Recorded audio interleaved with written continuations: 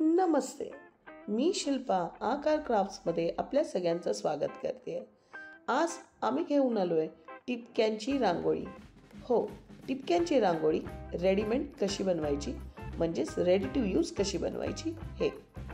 यामध्ये सर्वात प्रथम मी एका ड्रॉइंग शीटवर टिपक्यांची रांगोळी ड्रॉ करून घेतली आहे, काहीशी अशी. इथे मी 7x7 म्हणजेच 7 टिपक्यांची रांगोळी बनवत आहे. आता जर एखादी रांगोळी दाखवायची असेल की कशी बनवायची, तर त्याचे बेसिक स्टेप्सपासून सुरू करावं असं मला वाटलं आणि म्हणूनच ही बेसिक स्टेप्स ह्यामध्ये दाखवण्याची गरज मला वाटली. की बऱ्याच जणींना असा प्रश्न पडतो की प्रिंटआउट घेण्यासाठी ती स्टेप्स राहून जाते किंवा ती कुठून सर्च करायची, ह्या सगळ्या गोष्टी राहून जातात. ते न राहावं आणि म्हणूनच बेसिक टू बेसिक स्टेप्सपासून इथे या व्हिडिओमध्ये सुरू केलं. 7 टिपक्यांची रांगोळी एका ड्रॉइंग शीटवर काहीशी अशा प्रकारे ड्रॉ करून घ्या. ह्याच सेम डिझाईन्स मी 4 कॉर्नरला ड्रॉ करून घेतल्या आहेत, काहीशी अशी. आणि आपली पूर्ण रांगोळी तयार झाल्यानंतर ती अशी दिसेल.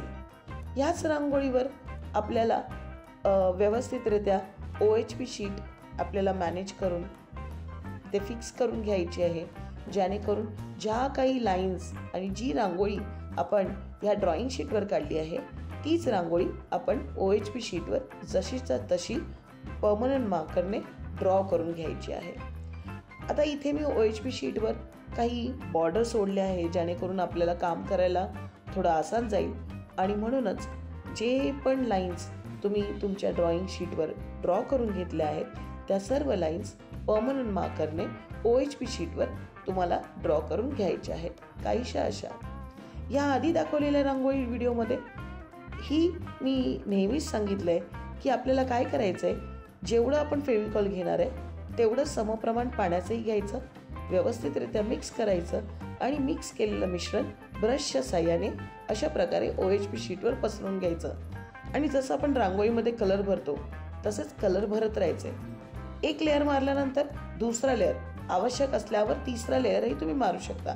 पण जर तुम्ही फेविकॉलचा थिक लेअर घेतलात तर एका लेअर 2 लेअर काफी आहेत. काहीशी अशी आपली रांगोळी झटकून घ्यायची, म्हणजे फेविकॉल लावायचा, त्यावर रांगोळी टाकायची, झटकून घ्यायचं. ही प्रोसेस 2 वेळा तरी रिपीट करायचा.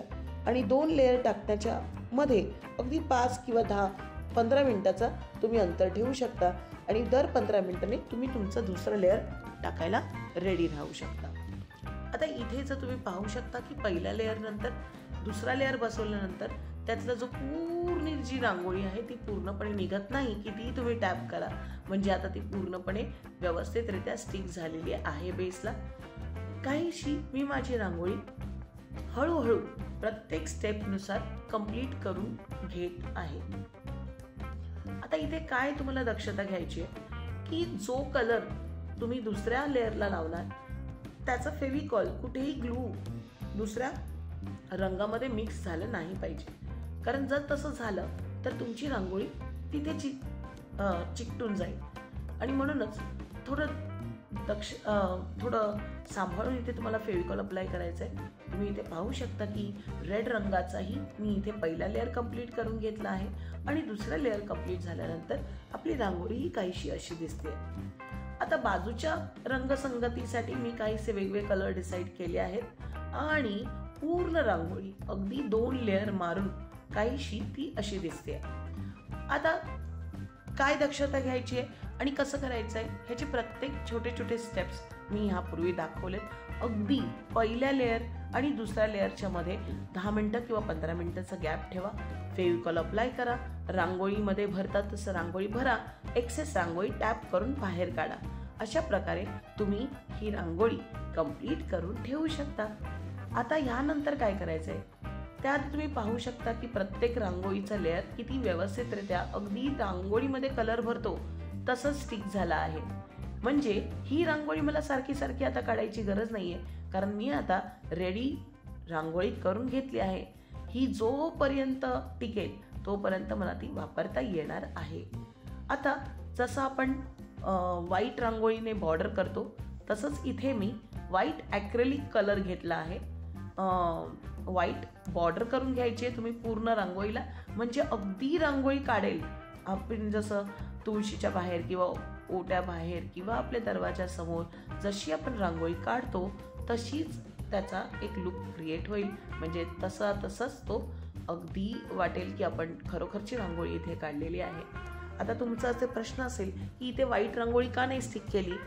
ॲक्च्युली एका लाईनमध्ये किंवा अगदी छोट्या भागामध्ये रांगोळी स्टिक करणं थोडं डिफिकल्टच आहे आणि म्हणूनच मी इथे व्हाईट ॲक्रेलिक कलरचा वापर केला आहे. यावर तुम्ही अजून काही ॲडिशनल म्हणून बरंच वर्क करू शकता, काही बिंदी लावू शकता, काही स्टोन्स लावू शकता, पण मी तसं न करता रांगोळी अगदी ट्रेडिशनल पद्धतीची रांगोळी टिपक्यांची अगदी सोपी आणि व्यवस्थित खूप छान दिसणारी अशी रांगोळी इथे बनवली आहे. आउटलाईन सुकून झाल्यानंतर अगदी व्यवस्थितरित्या आउटलाईन जोपर्यंत सुकत नाही तोपर्यंत तुम्ही ह्याला कट करायला घेऊ नका. आउटलाईन सुकून झालेली आहे आणि इथे मी जे पण एक्स्ट्रा OHP शीटचं बाहेरचा भाग आहे तो मी इथे कट करून घेतला आहे. मित्रांनो आणि मैत्रिणींनो, रांगोळी रेडी टू यूज रांगोळी बनवण्याचा एकलौता फायदा म्हणजे तुम्हाला ही रांगोळी सारखी काढायची गरज नाही लागणार. तुम्ही ही वापरून ठेवून देऊ शकता आणि ही नेहमी वापरू शकता तुमच्या कोणत्याही इव्हेंट्स आणि फंक्शनसाठी. आता ह्याची ठेवायची ती काळजी कशी घ्यायची.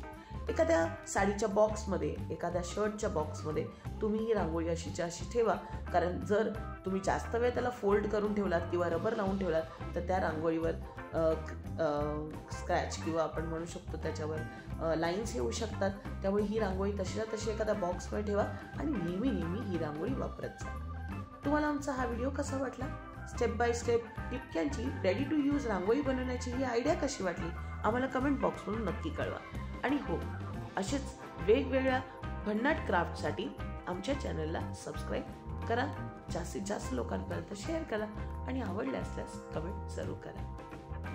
आणि भेटूया अशाच काही भन्नाट आणि मस्त आयडियासह येणाऱ्या व्हिडिओमध्ये. तोपर्यंत क्राफ्ट करत राहा आणि ड्रॉइंग जरूर करत राहा. धन्यवाद.